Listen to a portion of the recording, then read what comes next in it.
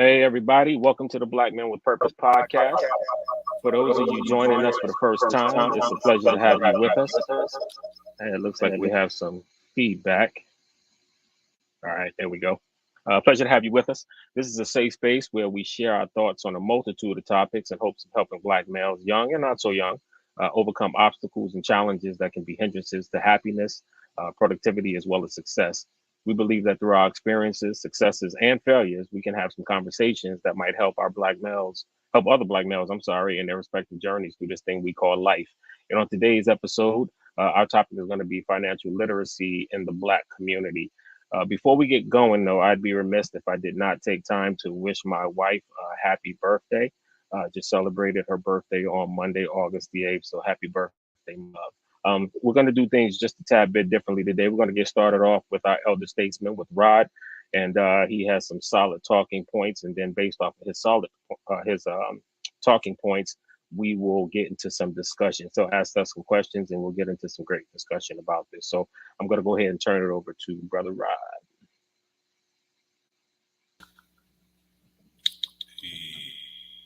Can you hear me? There's some feedback, but there's a little bit of an echo. Let me mute myself and see if that helps. How about that? Wow. Let me go out and come back. Bring it back. Bring it back.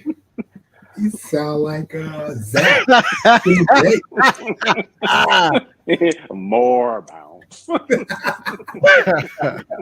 More bounce. Much more bounce. All right, we're going to try this again.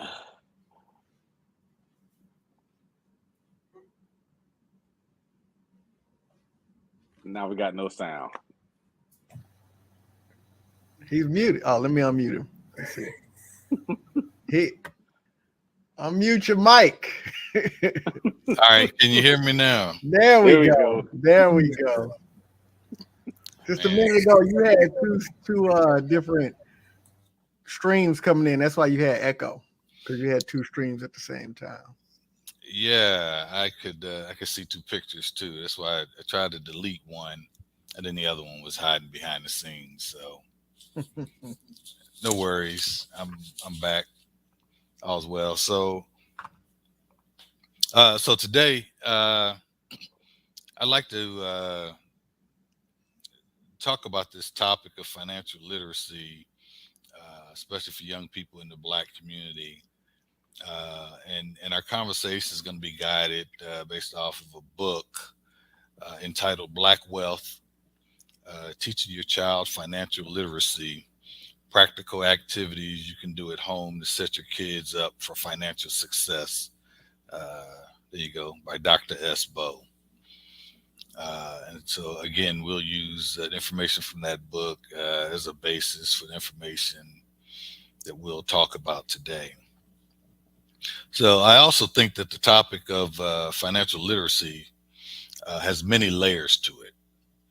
So I'd like to focus on the aspect of helping educate young people and the discussion surrounding why financial literacy is not taught in schools and what can be done to change that narrative or either offset what is being lost within our community by establishing programs to emphasize financial literacy as well as leadership.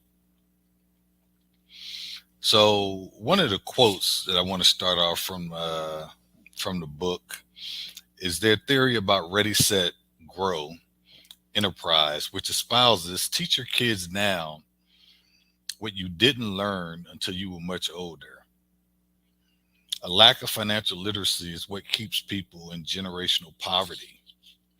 Preparing your child to be a financial literate adult starts when they're a child, and this book will certainly help them along their journey.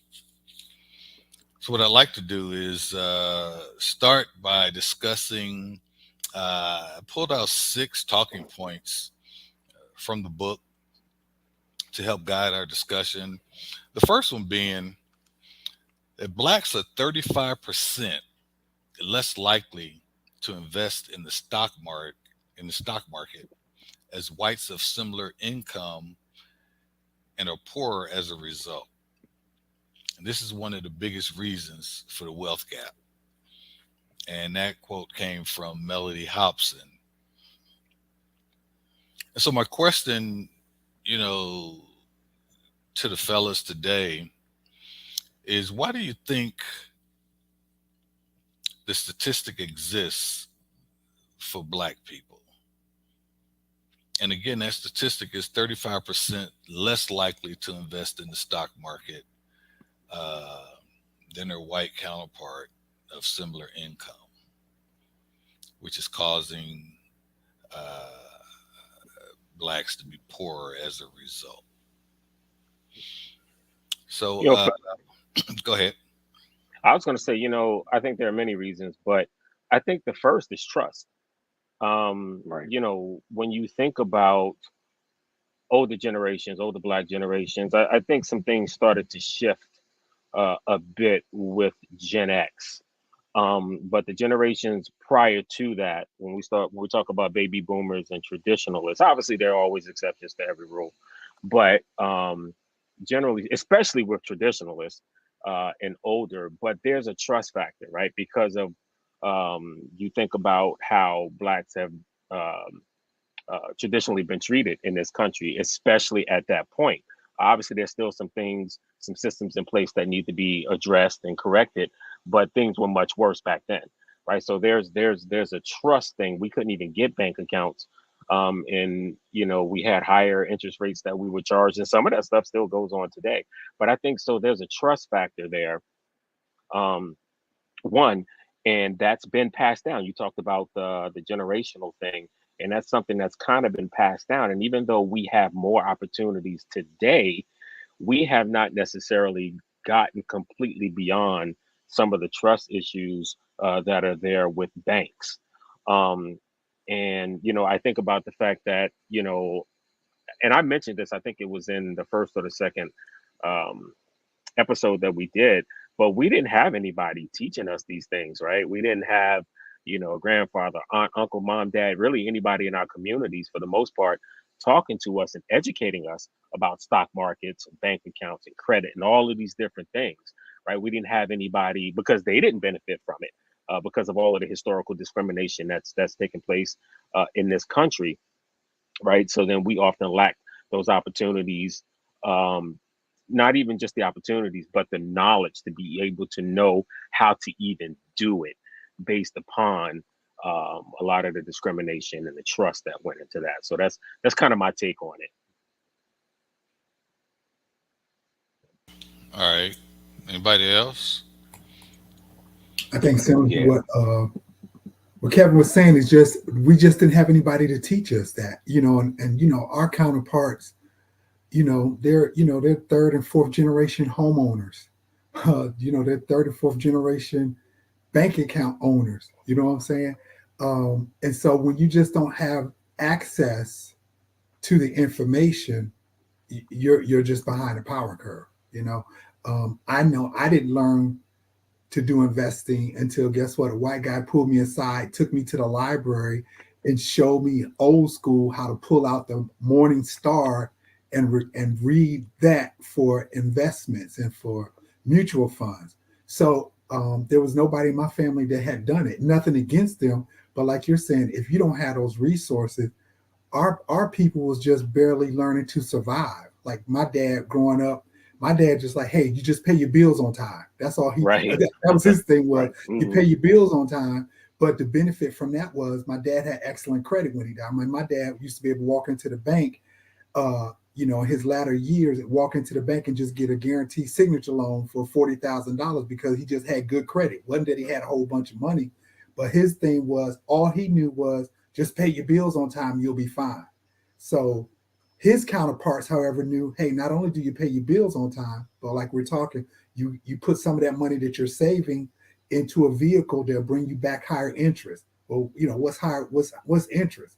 Then going back to what Kevin's point was, we didn't trust banks. You definitely know I'm not going to trust institution where I can't walk in and get my money. You tell me I'm going to Right. give somebody my money that I can't see on a daily basis, and then I got to leave it there for a number of years before that. No, I don't do that. Let me just keep my money. Let me put it where I could touch it every day. So, you know, we just didn't have access to that information. Right. I'll jump in. I know, you know, my parents taught me to save money, you know, but it was always, you know, have a savings account. I'd never forget in, I want to say the fourth grade, you know, my elementary school, they actually had a little program where the kids opened up a savings account. You know, you start out with $1, you know, and every week or whatever you put in, whatever you could put in. So my mom and dad did teach me how to do that. But to everybody else's point here, you know, our folks just didn't know any better. You know, to me, and like you said, that trust factor. My mom and dad really didn't trust anyone with their money. You know, because there was that inherent risk of losing it, and they said they would rather have that bank book that we used to have, you know, and be able to see, okay, well, this is the amount that I have saved versus, okay, I'm going to take a risk and put X amount of dollars away and hope that it will return to me 2, 3, 4-fold. You know, and I know my dad had one of his friends. I called him my Uncle Ralph. Uncle Ralph was an older white man who invested heavily, and he tried to get my dad to invest in the stock market.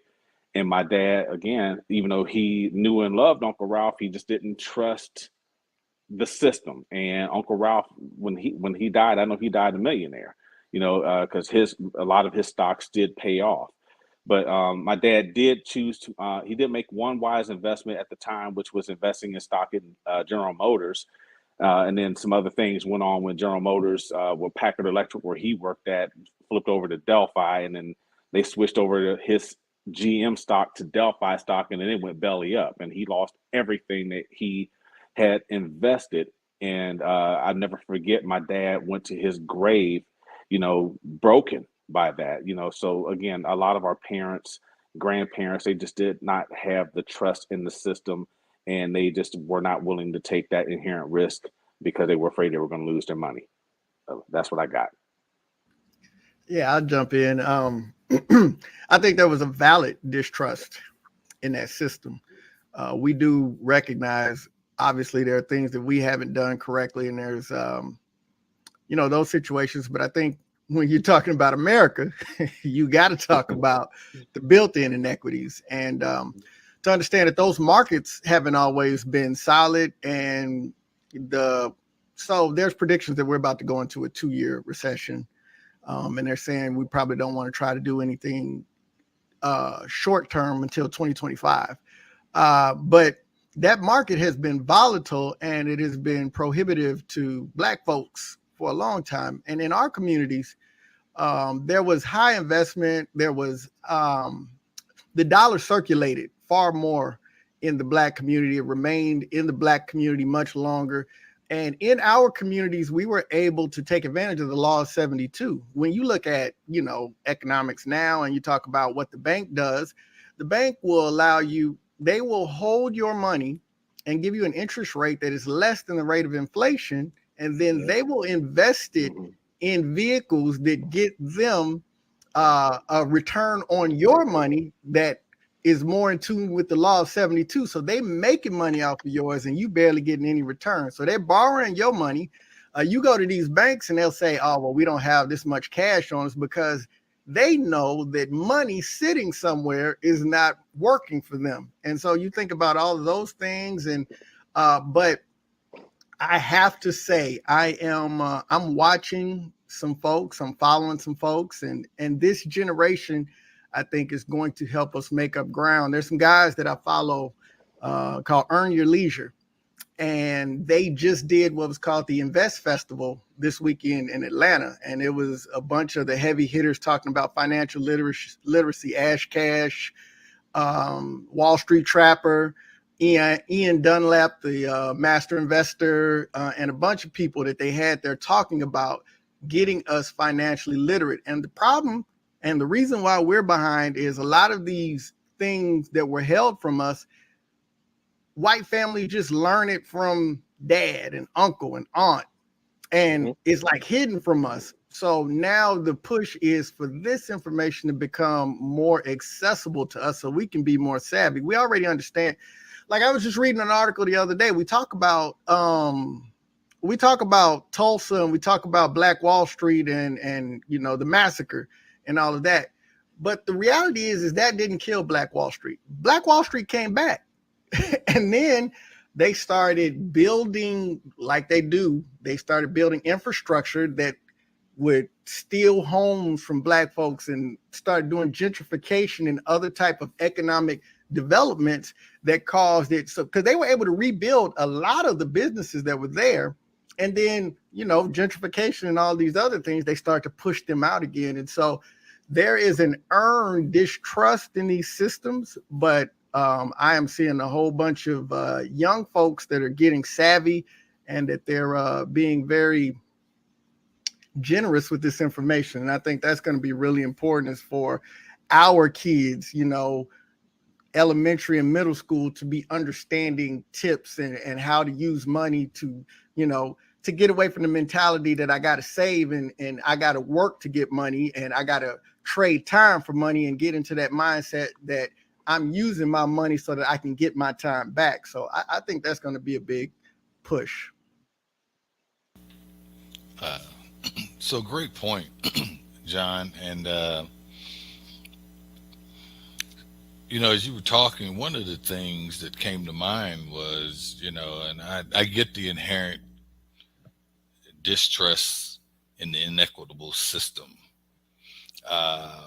But my follow-up question to that is the information was available, right? Obviously, there were some that utilized it. So the question is, knowing that the information was available, did we contribute to that ourselves by not being necessarily interested in understanding how the financial system worked? Like enough of us, right?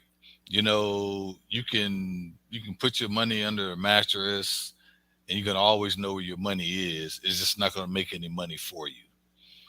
But if you know, if you go into a bank and putting your money in the bank and then they're lending it out, as they give you 1%, they're lending it out at 15 to 20%. Understanding that process, did we not spend enough time to really recognize how the system of money works within the country? And could that be on us? I have a question about that. Actually, about that question. When you say, in asking that question, are you referring to just the Black community in general? Are you talking about a specific generation? Or yeah, so specifically the generation from our parents and grandparents, right? Obviously, information is readily available today. You know, I can scroll on a device that's always with me at any time and get information. So I can do that now today. I get that.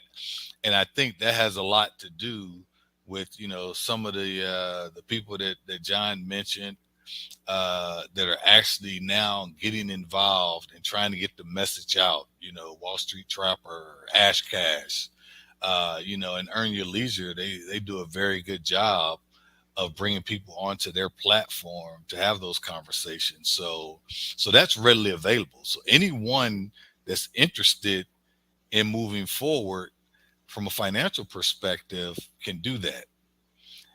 It's really talking about whether or not we're actually interested in doing that as a community, right? And I guess, you know what, if you just hold on to that, that leads into the next question perfectly. So the next point that came up in the book was Blacks spend $1.2 trillion in purchases annually. $1.2 trillion in purchases annually. yet earn less and have fewer assets than any other group of people in this country. Even though we have less money, we spend more on purchases, or less money in assets, we spend more on purchases. And that stems from the lack of financial literacy as being the cause. And so the question is, one, what about that statistic really stands out for you? And then secondly, do you think our community are just programmed to be spenders rather than wealth builders? And we'll open the floor for that. Yeah, I think it just goes back to well, they don't, in our education system, we don't teach financial literacy anyway. So regardless if you're black, white, Hispanic, or whatever, we don't teach that. When you go back and think, at least when I was in school, the first time I heard anything about economics when I went to college, and that was the first time they said, "Well, you got to take economics." And I was like, "Economics? What's that?" That's when at that time my college professor was like, "You got to learn to read the Wall Street Journal." Again, this was stuff they didn't teach us in school. And then of course in our community, again, my dad was a welder, so it's like, he came from Alabama. He was a welder. Again, his thing was just pay your bills on time, you're going to do well. We was just never taught, or that information was never presented to us. And I think what you have is because our counterparts are, again, third and fourth generation college graduates, whereas some of us on this call are first generation college graduates, right? And so because we're first time college grad, there's just things that our people was just not exposed to back then. And we're just playing catch up. So I think as far as the numbers, as far as the spending, I think part of that mindset is our people's like, hey, I got a little money. Let me do what makes me feel good now versus, hey, let me play the long game. It's almost like the difference between checkers and chess. Checkers is the right now game, but chess is the long game. And I think for us as a people, we just have not been programmed to play the long game, to include with our voting and to include with our finances. We just haven't been taught that. And so we're just playing catch up to that. That's just my input, is we're just playing catch up to the long game when it comes to financial freedom. I'm going to touch on part of that one there, Byron. I think part of it too is, especially with this younger generation, a lot of these kids don't think that they're going to live for a long period of time. So their thing is, you know what, you only live once. Let me go ahead and, I'm going to go ahead and spend it versus trying to build on it. So I think that's part of the problem. And then again, I think another part of the problem is, for a lot of us, I know for me, I didn't start investing in the stock market or anything until I was well into my 30s, because I just didn't know didn't know anybody that did it. And then the few people that I did know, it was just something about, there was a fear that was in me about, well, you know what, there's opportunity. Yeah, there's opportunity for me to make a lot of money, but there is also a chance for me to lose everything I'm putting into it. So that fear would hold me back from spending or investing, trying to build wealth. And for some reason, I don't understand why, but I think a lot of folks, when you ask the question about purchases, spending 1.2 trillion in purchases, it's like folks want to floss what they have. It's like they want to look like they have $1 million in the bank when they're 100 there, 1,000 there, versus saying, okay, like what Byron was saying, looking at it from a strategic point and planning long term, saying, okay, well, yeah, I've got 1,000, but what can I do to build upon this 1,000 to get it to 100,000, to get it to 500,000? We haven't done that, and I really can't understand why. At least for what I feel is our generation. Now, someone like my bonus daughter, that's not her. She is heavy into generational wealth. She is one of those people who's getting ready to turn 30 here in a few days, and she's retired from the corporate world because she has invested properly.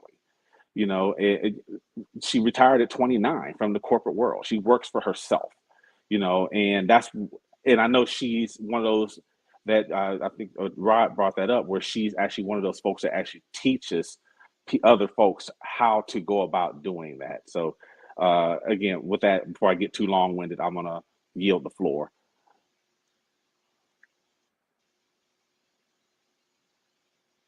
I agree with a lot of what's been said. Although I do think we got to be careful with using terms like, these younger generation and these kids. We really got to be careful with terms like that. But I think some of it also has to do, because I think that Byron and Ray covered a lot of ground there. But to take it from a different perspective, I think we as Black people, there's social identity means a lot to us in general, right? Generally speaking, social identity means a lot.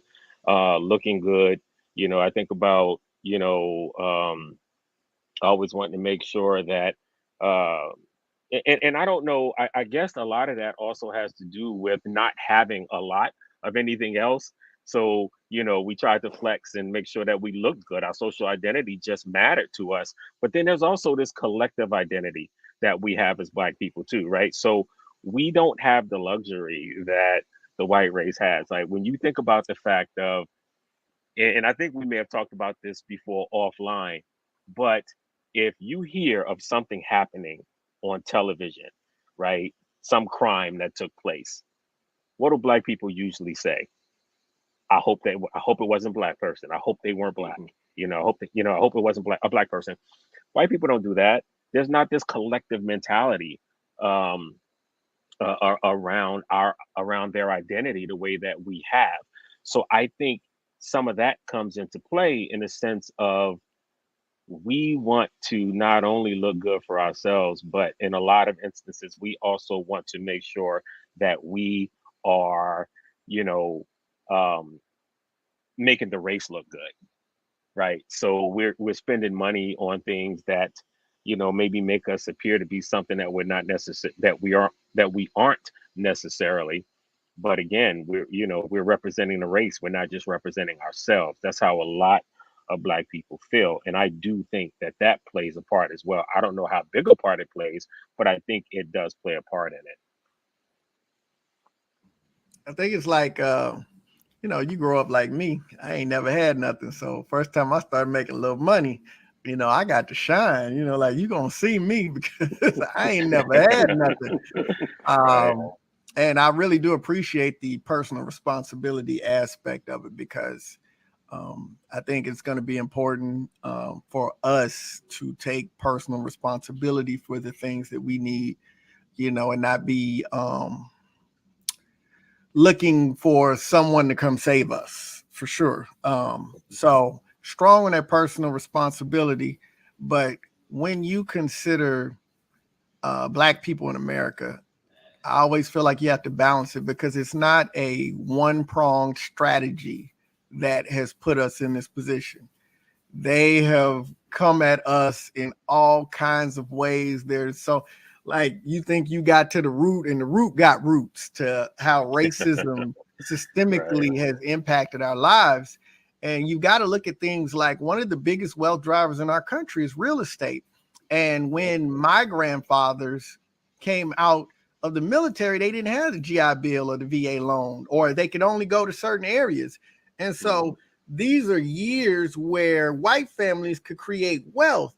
And when their children went to college, they could pull equity out of their property to pay for college. And when they wanted to buy their first home, equity that they've got built up so they could buy a home. And to my generation, like, man, when it came time to go to college, I was like, I don't see that, well, how's that going to happen? Like, who from my neighborhood is going to college? And so when you look at our purchases, again, like I say, personal responsibility, but sometimes when you break those down, they're talking about a specific type of purchase. And so it protects perception. One of the things, so there's always this picture of Bill Gates and Mark Zuckerberg, and it says they don't have on a Gucci belt, they ain't got on these kind of shoes. Right. But nobody talks about the fact that Bill Gates has a car fetish, and he'll buy 6-figure cars. He bought a $350,000 Lamborghini and called it his dune buggy and went and drove it in the sand, killed the engine, and left it right there where it was sitting and walked away. And that, a lot of times, perspective, they want to make it look like we're irresponsible with our purchases, but I mean, it's just different stuff that they spend in. And when you look at earning less, we know why we earn less. You know, and a big part of having fewer assets is if we haven't been able to build up wealth, it's hard for us to have the same assets. You know, like when I graduate from college and my gift is 6 figures in student debt, you know what I'm saying? And my counterparts graduate from college and it's like, okay, you debt free, you got this, that, and the other. And again, we got to close the gap, and that's where that personal responsibility, you know, because obviously we can't go back and fix what was, but how going forward can we make a better pathway to close that gap, to create economic self-sufficiency in our communities and things like that. Yeah, and I want to piggyback on a couple of things that John said too, real quick. Great points. And you know, you talked about real estate, life insurance policies is another big thing that creates that generational wealth as well. And we might talk about that a little bit more going forward as well. But I love that you talked about the personal responsibility because I think about the fact that, you know, it's easy to talk about the black-white wealth gap in terms of the centuries of policies, the systems that are in place in this country, right, that have disadvantaged Black Americans and prevented us from building and maintaining wealth and from creating generational wealth. And that's all true. It's absolutely true. But there has to be some personal responsibility there because, you know, while we're talking about that, what are we doing about it? Are we just sitting around and hoping that systems and policies change? And you know, well, I'm not going to invest in the stock market. I'm not going to do this. I'm not going to do that. I'm not going to do the life insurance policies. I'm not going to invest in real estate until some things change. No, there has to be some personal responsibility in there. No matter what cards you were dealt, right? No matter what side of town you were born in, it's about a function of choice, right? A function of discipline and a function of effort. We have to move past while working to fix some of those things, to fix the black-white wealth gap and these generational issues that we have. But in the meantime, while we try to work on that, we still have to move forward and do what's there for us because there are opportunities. There are opportunities. You just have to do what's necessary to become financially literate to take advantage of those opportunities. That's a great point. and you're right. The personal accountability piece looms large. And not just within our community, but within any community. You know, they talk about, the thing that people have about why Jewish folks, have so much money, or that they're misers, or whatever the case may be. But you know what? Certain things are taught within their communities, and I will tell you, I'm glad you all brought up the personal accountability or personal responsibility part, because the bottom line is that discipline plays a huge role in all of it. Yep. Discipline and the decisions that you make, right? So think about it. How many times have you heard in our community, I'm spending all my money? Yeah. I ain't leaving Junior nothing. I ain't leaving nothing. Right. Nothing. Yeah. Generational wealth.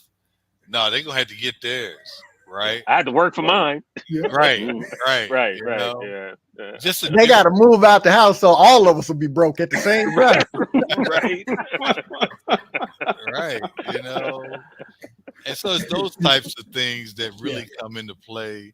And I think, we're going to see more of that. But I think that, and, I won't talk about the generations because, I don't know them like Kev. But I will say that people that I see on social media now that are serial entrepreneurs are definitely investing, paying themselves first, understanding the rule of 72. You know, all the fundamental financial things that if we just take the fundamentals and apply them, you know, and the question of whether or not owning a home is an asset or a liability. There's a huge conversation going on about that now. So yeah, but so the next point was the average net worth of Black households is $35,000. So you can read it on the screen. While the white households have an estimated worth of $150,000. That's the average. That's a pretty sizable gap. Yeah. So what advice would you provide to those in our community to help reduce this gap? And then secondly, and I think we've already discussed it a little bit, but do you think that the gap exists based on earnings or habits or both? And why? I would definitely say both, but yeah, like where you want to start? I think a lot of times we don't define wealth and all of that the correct way. We define it earning, and one of the best descriptions of being rich is he described it as, he said, when I get to a point where my passive income pays all of my bills, then, you know, that's when, and I think sometimes we put a number on that, but I mean, I'm out here in the DC area. Everybody around here is high earners and still broke. Not everybody. Let me not be out there saying that. Be walking the streets and they be throwing tomatoes at me. But the thing I found in my own personal financial journey is that, you know, I got to a point where I made more money than I'd ever made, 2 times as much as I'd ever made, 3 times as much. And as long as I kept adding bills, it wasn't making the difference. You know, as long, I mean, yeah, okay, so you make $100,000 a year, but your bills come out to 120, you know, that's a problem. You know what I mean? So I think that's going to be an issue. We look at it, but I mean, when you think about that, that's 115,000 per person. And when we take that over tens of millions of folks, that turns that number into high billions, trillions of difference in net worth. And, you know, there's work to be done. So we've got to adjust that idea. It's okay to be a high earner. I definitely suggest it for everybody. Make a lot of money, but don't spend all you got, you know? Definitely. And you got to live within your means to better come along, right? Yeah. But I think also too, our folks seem to think at times the only way you can save money is you have to have money. In other words, you got to be rich to save money, and that's so not true. You know, if you just start with that, you know, systematic investment, that's what when you start doing any type of investment. Do you have $10,000 to throw in the market at one time? No. But maybe you have $100 a month and you build on that till you, guess what? Next year I could do $150 a month. And then I can do $200 a month after that. So I think part of that myth is, well, I don't make enough to save. If you're making something, you can save something. If you can't do nothing but save 20 cents, 25 cents a week, and you build on that in 6 months, and I think that's where we have to start, is learning how to save something. And that means something that you don't have to go back and get in 3 months, you know. And then you got to know, okay, well, I can't save $25 a month, but I can start with $5 a month. And then that's money that you don't touch and have to go back and get it later. I think that's part of the cycle, is learning that I don't have to make a lot of money to save money. Yeah, and I agree. Oh, I'm sorry. Go ahead, Kev. I was gonna say, there's a saying that said it's not what you make, but what you keep, right? So that's really what it boils down to. You don't have to be like Byron just said. You don't have to make, a ton of money. It's about what you're doing to invest and to save what you do have. There are so many things that you can do. First of all, you just have to educate yourself, right? You have to educate yourself about money, paying down your debt, making sure you have an emergency fund, creating a budget, right? Having enough insurance, but also not over insuring yourself. And you also have to save on purpose. You have to be intentional about saving. But in order to do that and do it the right way, you have to educate yourself. You have to understand what financial literacy is all about and the different means, the different vehicles that you can use to save and create that financial independence, right? And John was talking about, the definition of wealth, and I like to look at it in terms of financial independence, right? And I heard it once said that financial independence is a state of having enough money saved and invested to cover your living expenses for the rest of your life without having to work, right? So, what is it going to take for you to get there? And again, there are so many different things we can talk about. I know that all of us have many tips because we have done things, right? We've invested, we've saved, we're doing all of these things that we're talking about. We're all financially literate. So there are a lot of different things that you can do, but you have to go out there, because no matter what tips I give you, not every single thing that I say it may not work for you, especially not initially, right? So when you go out there and you learn what it is that you need to do for yourself, then you can start making some of these other things come to fruition.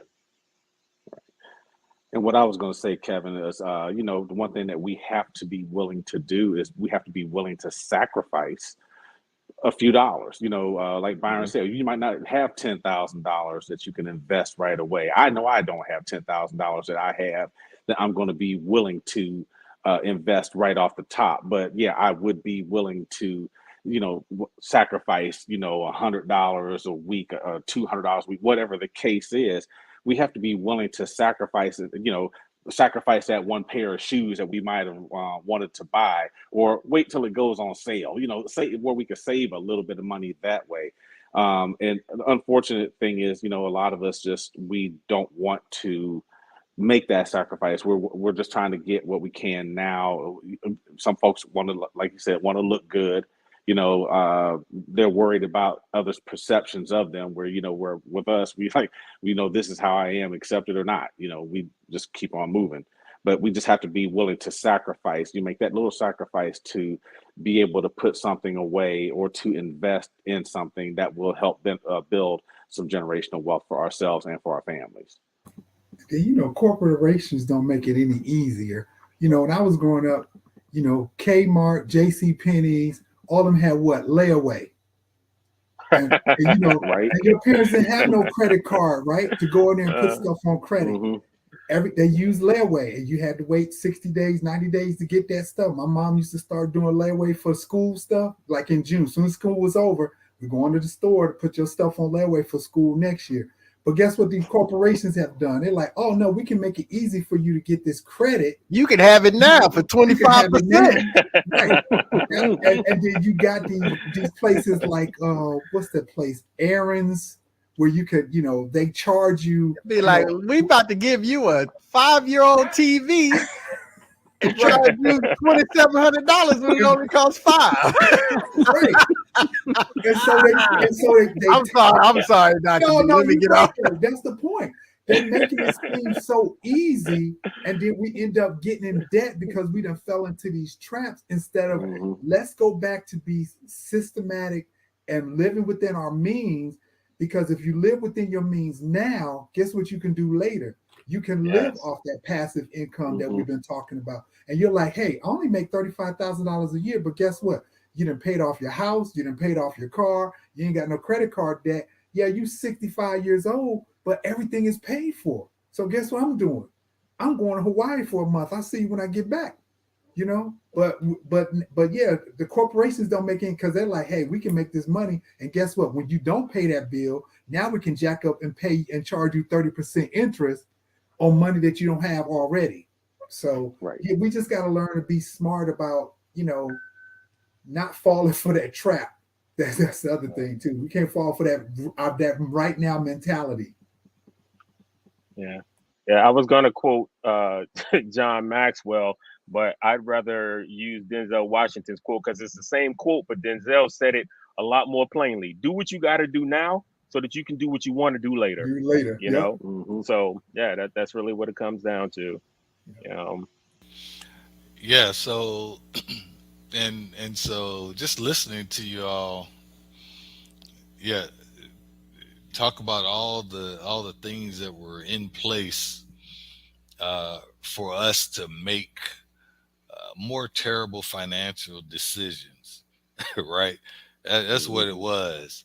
I mean, today we're not going to go out and get a 25% loan on something that, while we might want, we don't necessarily need it, right?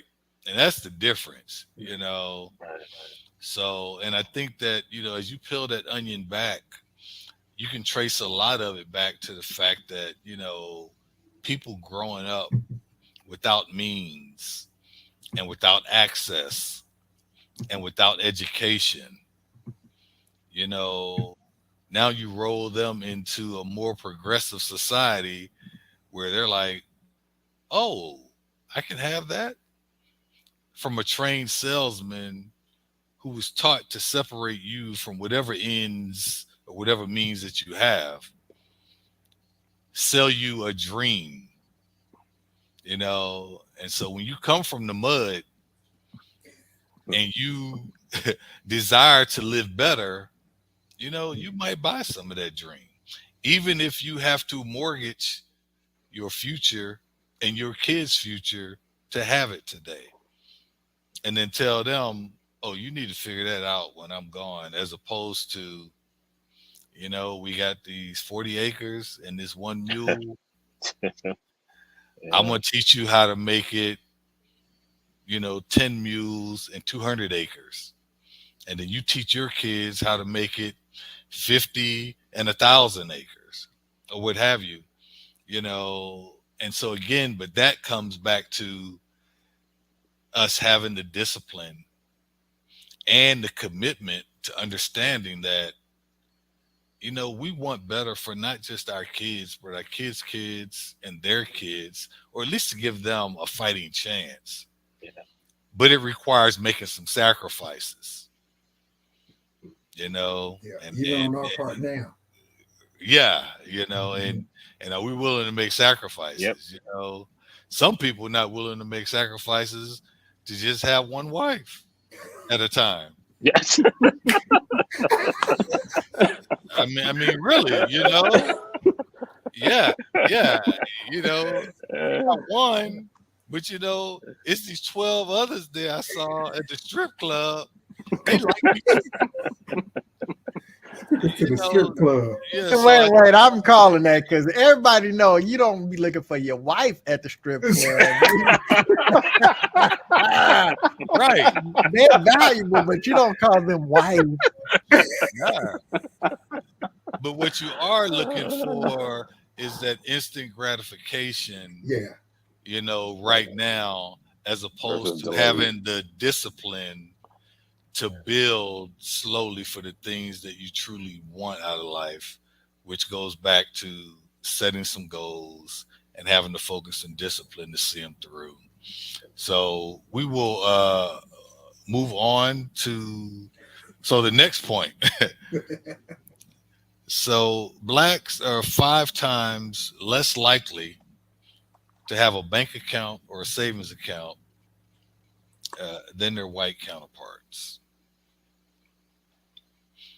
And of course, I think part of that goes back to the lack of trust in the institutions, the lack of personal knowledge and education about how that works. Because if you understand the importance of having the account, it's really less about the account and more about the relationship with the institution, right?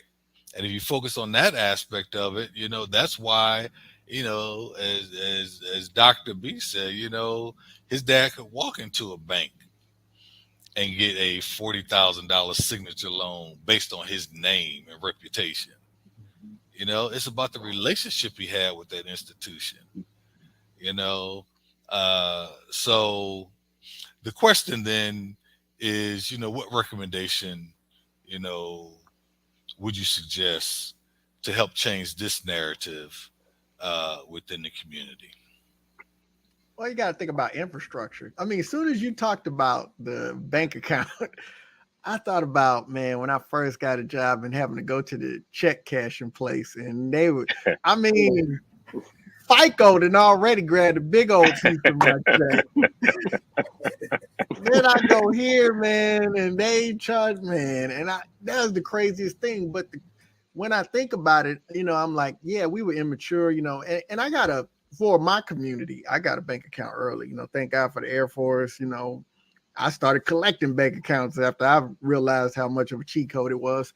But when I think back on it, the infrastructure, like I could find check cashing places to go along with liquor stores. You know, I got to drive 6 miles out here to get to a liquor store. Back in the day, man, I could throw a rock and hit 2 of them. But Right. the check cashing places, man, they were everywhere. Like you didn't have to go far, but to find an actual bank.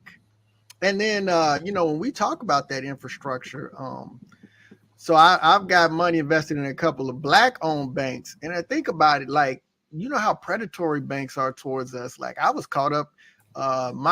One of the cars that I financed was part of that Wells Fargo scandal where Black people were, and I was wondering why I had to put my ethnicity and race on the application, you know. But you know, they're predatory. The infrastructure makes it prohibitive, you know, and things like that. Like I think about the neighborhood I grew up in. You ain't gonna see no Chili's or no Applebee's, man. It's a food desert. You know, people going to dollar stores and these little crazy little stores to get food, and there's not banks. Like you got to go. I'll go visit LJ's people in Charleston. Where I live, I don't even have to get in a car. I walk to the ATM.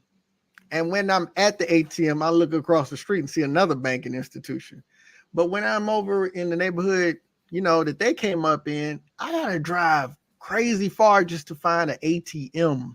You know, there's no banking, that infrastructure. But to get back to the question, I'm just going on and on. I apologize. But to get back to the question of that is that as we're smarter and as we're passing that on, because, you know, my son already has accounts. And I'm sure that all of our children had that kind of knowledge before. Like I had to learn it on my own. Let me tell you, the first financial advice my mom ever gave me is if you write a hot check, you can write it for $25 over the amount, and then you'll have 3 to 5 days to cover the check. And you can go to several different stores and build the money. That was finance 101 for me back in 1991. You know what I'm saying? Like, I definitely won't be telling my kid. So, man, we got to pass it down. We got also, though, me and a buddy of mine, we're working on some things, man. We want to do a nonprofit where we put children or young teens before they're 16, like a summer job, and in the job, we'll teach financial literacy, and we'll have people come in, and we'll one of the requirements is that they'll start a bank account. And so there's going to have to be some activity. You know, we're going to have to get behind the power curve because we're at a different level. But I'm telling you, I think all of us got family members somewhere. We go somewhere and people be talking crazy, and we'd be looking like, y'all still live like this? So, you know, we've got to be proactive, in my opinion. Great point.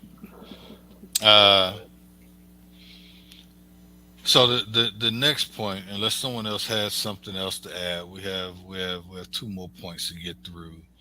The next was the wealthy put their money in mutual funds, stocks, and retirement accounts. They focus on putting money where it's going to grow. They're careful not to put a large amount of money in items that will depreciate.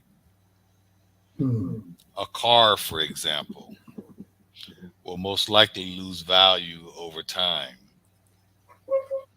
Flash versus substance. So, question is, what can be done to influence the change in this habit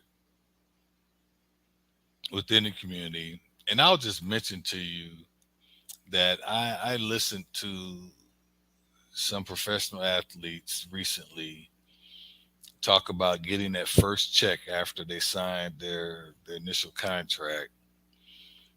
And the first thing they did was go out and buy a $350,000 Rolls Royce that was probably worth two and a quarter once they got to the first light.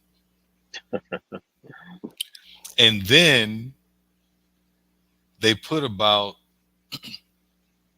2,000 miles on it the lifetime that they had the vehicle. Why, man? Why? So what can be done to influence change within these types of habits? I actually think a lot is being done already. I think about a lot of the guys that John spoke of earlier, right, who have social media where they are teaching, um, financial literacy, how to invest, and all these different things. And I follow some of these guys as well. So I think that in a lot of ways, it's currently being done because, again, everything that we talked about so far tonight, it comes down to education, right? You have to educate yourself on these things. And also, like you said, Rod, it's at your fingertips these days, right? We didn't have all of this when we were growing up. And you have it now to just be able to go out there and look on whether it be Instagram or just Google search something to educate yourself on how to go about doing that. So, but you also have to have discipline. We talked about that already as well. You can't just simply educate yourself on, mutual funds and stock market and retirement accounts and insurance and all these other things and then just say, well, let me just go and take this. I mean, you really there are a lot of things that go into it, but education is number one. You have to educate yourself. I can't, I really can't stress that enough. It's about educating yourself, and there are plenty of things out there for you to be able to go out and look at to do that. Yeah, and I was gonna say, the one thing I think that we have to do is somehow we've got to change the mindset. Again, I come back to, these folks, there's folks that just don't believe that they're going to live a long life. And we have to get out of that mindset because right now they're looking for, and I think it was Rod that mentioned instant gratification earlier. And we have to change that mindset from wanting the instant gratification to having that delayed gratification, because the delayed gratification doesn't feel any less as good as the instant gratification, other than you're not getting what you might want right now. I had to do that with myself. I've done that. I had to do that with a lot of my troops that, that was their mindset. It was like, I'm not going to be here long. You only live once. So I've got to get what I want now. And I'm like, get out of that mindset.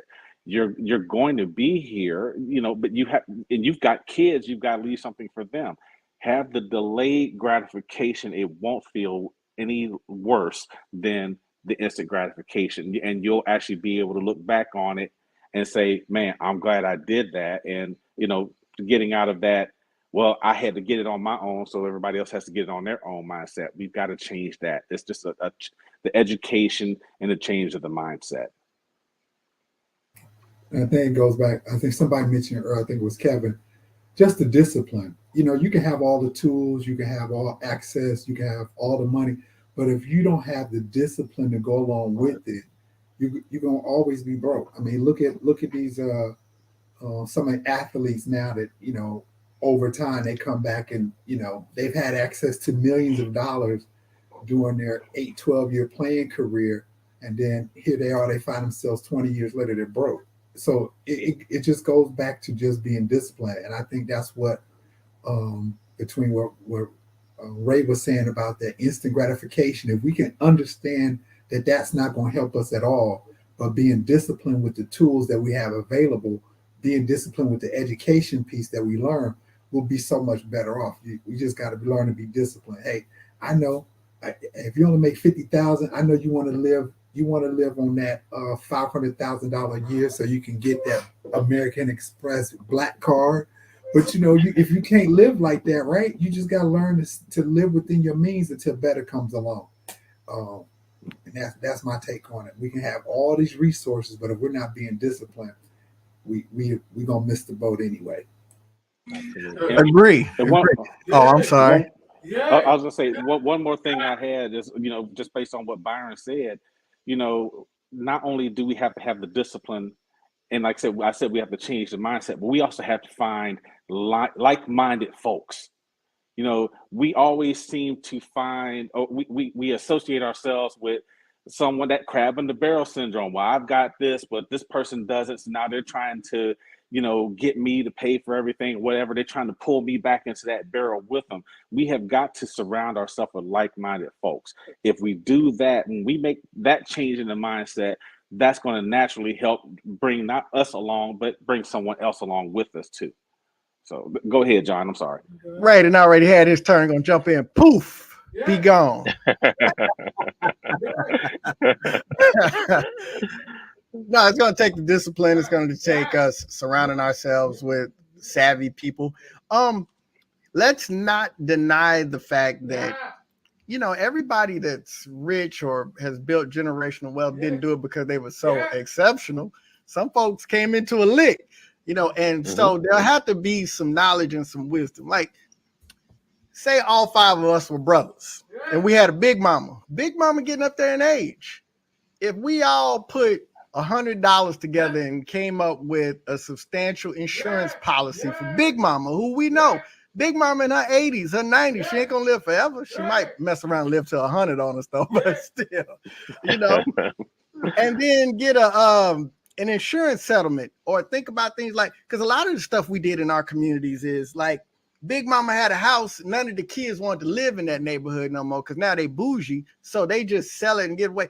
But what if we created a trust? And so then we could keep this property in the trust, and we could put this money in the trust, and then the investments from the trust, then that shields us from the taxes where we're losing all of this money and all these things. And instead of us trying to own everything and being taxed, because when you look at property taxes, when you look at income tax, and when you look at sales tax, 51% of every dollar that we make is gone off taxing. And so if we looked at all of that and decided to look into trust and different things like that, and was able to bring that money back to us and have that kind of savvy and that collectiveness income, instead of, it was a dude that got on social media. He was crying because he said, man, and he was humorously crying, but he said, I saw a Hispanic family move in next to me. He said it was about 10 of them, man. They moved into that house together. He said they worked, they put their money together and they build, and then one would get enough money and they go buy another house, and then they would take some with them and they would just keep on until they had several houses and it had businesses in the neighborhood. And, to come together collectively, we can do more together than we can, separated. But all of these, there's so many ways. And, but yeah, it's going to take discipline. It's going to take the way that we move. It's going to take the way that we understand how finance works, because a lot of these folks out here building this generational wealth, they not all that smart. They just know the way money works, and we don't. And that's the biggest issue, is that we don't know how the money works.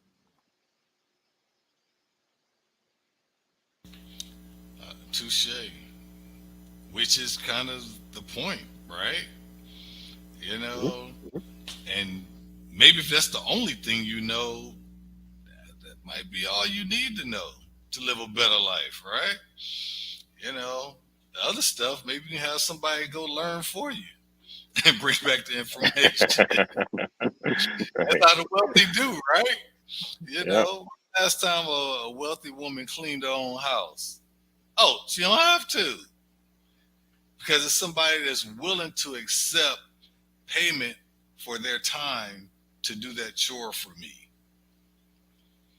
And while they're doing that, maybe I'm on the internet building a course creating another stream of income so that, while I'm asleep and you're subscribing to my course, I'm getting paid. So from that perspective, it goes back to the education and understanding how money works and how you can, get to the point where you have money working for you instead of trading your time for income. So the last point, the wealthy are taught at an early age about how to save money before spending it. No matter how much their annual salary is, most of the wealthy will put their money where it will grow, usually in stocks and bonds and real estate, right? The key is they're taught that, which goes back to what are we teaching our kids regarding just how money works. I know that we probably weren't taught the best lessons because our parents didn't know necessarily. But this old adage, you do better when you know better, right? They forgot to add the caveat, if you have the discipline to do so, right? So how can we impact this fundamental teaching within the community since we know? And that's a question for all you brothers. I think it starts with our own kids, and I'll try to be quick because I know we're already over now. I don't want our viewers to lose interest, but I think it starts with our own kids first off, right? And I think there are 5 things that I recommend doing with your own kids from a young age, right? And that's create a budget from their allowance, help them create a budget from their allowance, teach them how to make money, help them open an account, play games that involve money, and then teach them the concept of credit. I think one of the things about credit is there's a misnomer, right? We feel like credit is such a bad thing. Credit is actually a great thing. You just have to know how to use it, right? That's really, and again, as I've already stated, it comes down to education. You educate yourself, you'll understand that, and you'll know how to utilize credit to make it work for you. Like, y'all know how much I love Jay-Z and the financial nuggets that he's constantly dropping in his music. But one of the things he talked about was just that. He said, y'all want to know how the Jews kind of took over everything? Credit. That's how they did it, right? So and I hate to use that term, the Jews. I'd rather say Jewish people, but just going with the quote that he used. But in any case, credit is not a bad thing. It's something that you can utilize to your advantage, and it can be an absolute godsend. So I'll leave it at that. Yeah, just learning some of the pitfalls. Like I'm big on don't use your debit card for nothing. I'm just big on that. I'm like, hey, if you get 2 credit cards and you use those, because you're gonna pay your bill anyway, right? So yeah. I'm like, because if you use your debit card at the ATM or use your debit card at the gas station, somebody gets your number, and for a moment they got access to your money. Whereas if you use your credit card, guess what? That's Visa's money. That's American Express money. If they use it, oh well, they got to go fight it for it. I don't. And so, but tell them the key to using the credit card, B. What's the key to using your credit card? Oh, for me, it's getting the points. But anyway, no, I mean paying it off at the end of paying it off month. at the end of the month. It boosts your credit. Pay it off. Yeah, it boosts your credit score too. That's the other thing. It boosts your credit score. And other thing too, a lot of these credit card companies allow you to have your children at 13, 14, 15-year-old to be a user. And so I got two cards that I got Victor on. So at 13, he's already building his credit. So guess what? When he gets ready to apply, if he needs to get student loans, he already got a credit history. And so, but yeah, definitely pay it off so you can get that, boost up your credit score. That's the biggest thing, is boost up your credit score. But I'm using it for points. I'm just be honest with you. I'm trying to. I do the same thing. I have multiple credit cards, one for airline points, one for just cash back, and one for hotel points. So, Yeah. but you know what? They are all paid off at the end of every month They before pay off. Yeah. interest is, and that's the key to it. Don't let that interest accrue. Don't give the bank any money. Yeah. And So, you'll see the credit rating benefit to it as well. mhm. A friend of Yep. mine, she got excellent credit. She had no credit cards. All she had was a mortgage and a car. And she was like, "How come your credit score higher than mine? You got these credit cards on there. I pay my credit card bills on time, and I got revolving credit. That's where you get your bang for your buck with your credit, because everybody gonna have a mortgage, everybody gonna have a car payment, but everybody can't handle unsecured debt, and that's what banks love. If you can manage your unsecured debt, you can get whatever you want. Yeah. Yeah, And even with that, on your car loans, if you have a car loan, pay extra on that so and so. Finance it for as long as you have to, but pay extra so that way you cut out some of those doggone interest charges, because you're paying more on the principal versus just paying the bare minimum. Then they're taking the majority to the interest and then taking whatever else to the principal. Pay extra on your car loans if you have one. We talking about all this stuff. Yeah, it's just so many ways to be savvy. That credit card hack, it's like if you can use, so Apple is a company that is valued at over $1 trillion, and they still use lines of credit. So I mean, understanding credit, understanding how to use what wealthy people do is they use credit to create streams of additional income. Yep. like Yep.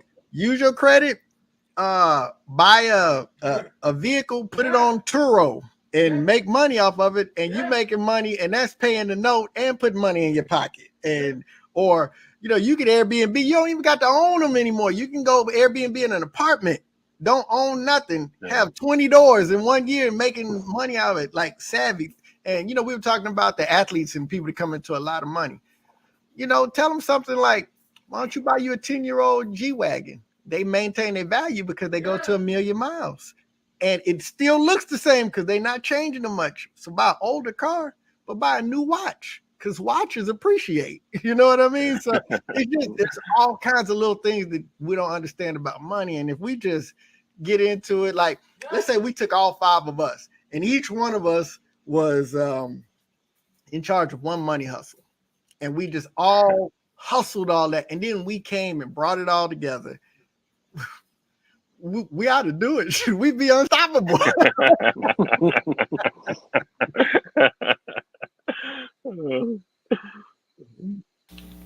A great point. And, and then, and listening to Dr. B, what I heard and throughout was it goes back to discipline and your ability to be disciplined.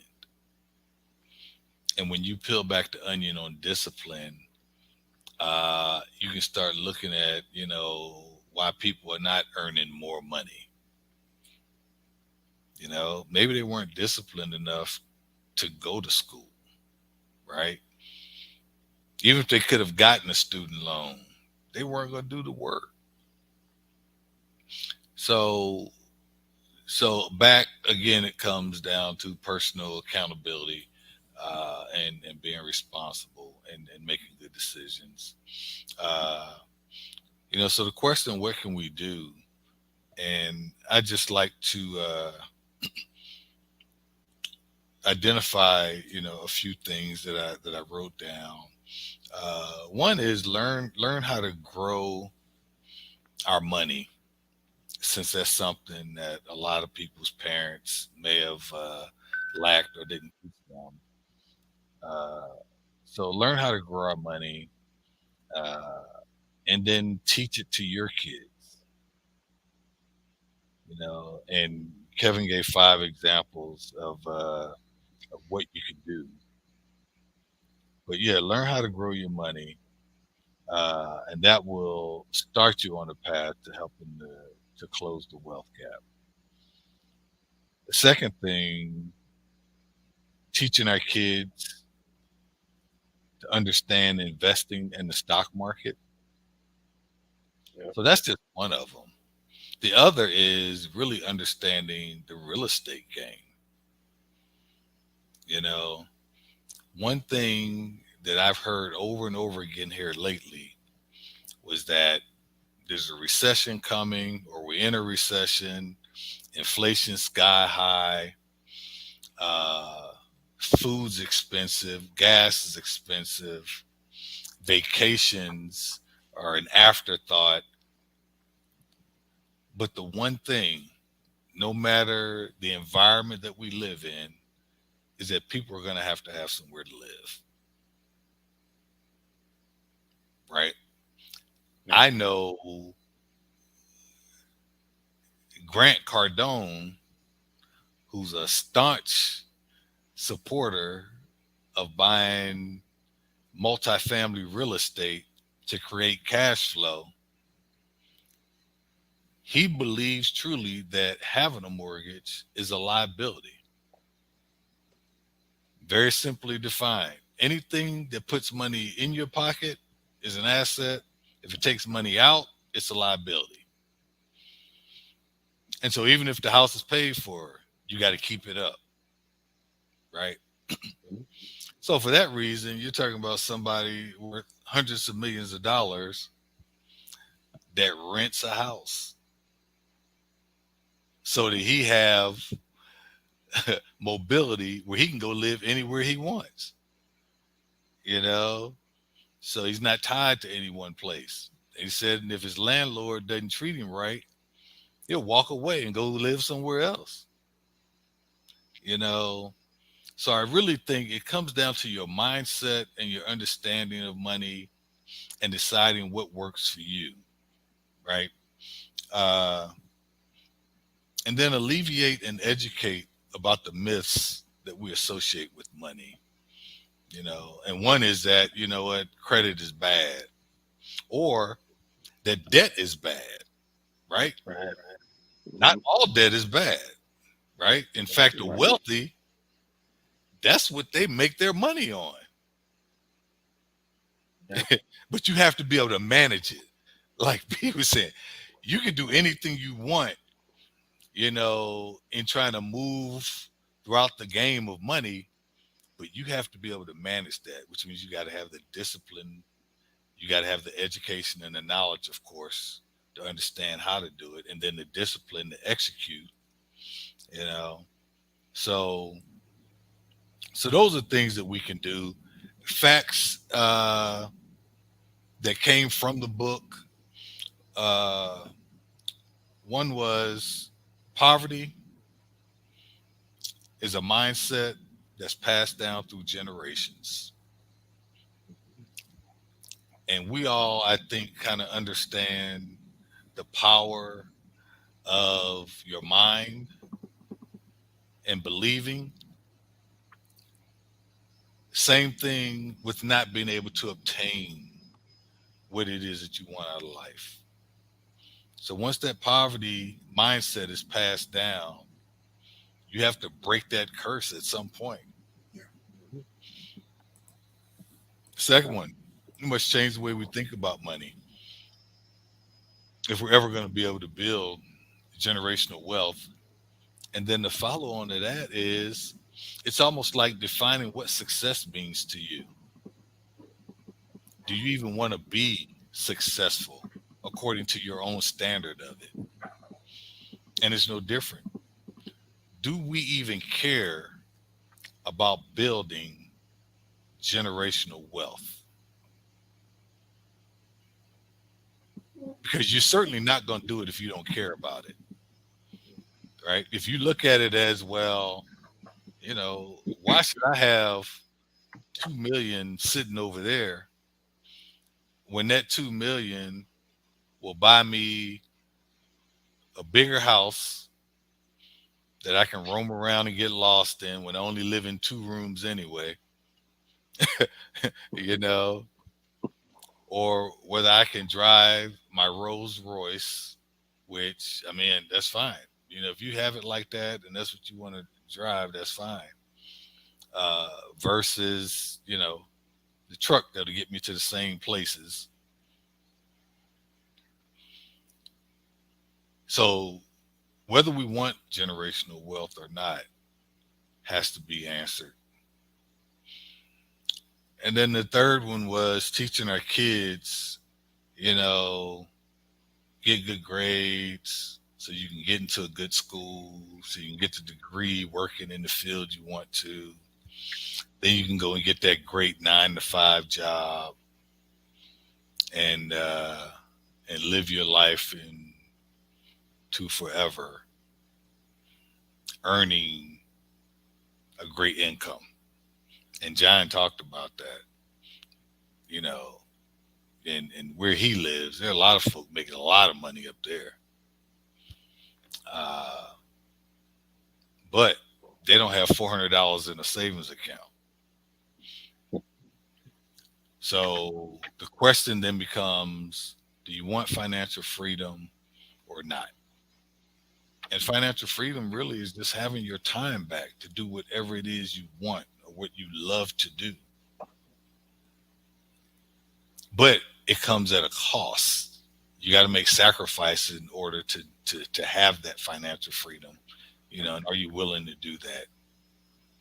So do you care about building generational wealth? And are you interested in having financial freedom? And once we establish those things, because we can do whatever we want, but you have to determine at that point whether or not those are even things that you want to do. But one last stat, 78% of American households don't have $400 in a savings account they can go get. That's a big number. There's living paycheck to paycheck, and then there's that, you know, and we wonder why we have a homelessness problem or why we have working people who are homeless. You know, it all comes down to making those incremental good decisions and stacking them on top of other good decisions after you've set a goal to where you want to be or the type of life that you want to have, or you change your mindset about how you want to live, understanding that we have within us to have whatever life we want. It just boils down to the choices that we make and are willing to be disciplined and make the sacrifices necessary. So that's all that I had for this particular topic. I think it's great. And like I said, you know, it can go off into so many other areas. So I want to thank you for allowing me to lead this, and we'll just open up the floor for any final thoughts, comments. I think you wrapped it up pretty well. So with that, we want to thank each of you for taking the time to join us. And as we wrap this up, I want to leave you with a quote by businesswoman Mellody Hobson, who stated, "If you understand how money can work for and against you, you can make better decisions. Financial literacy is not about wealth, but about understanding money, regardless of the amount. It's about how you treat it and how you maximize opportunities." Until next time, peace.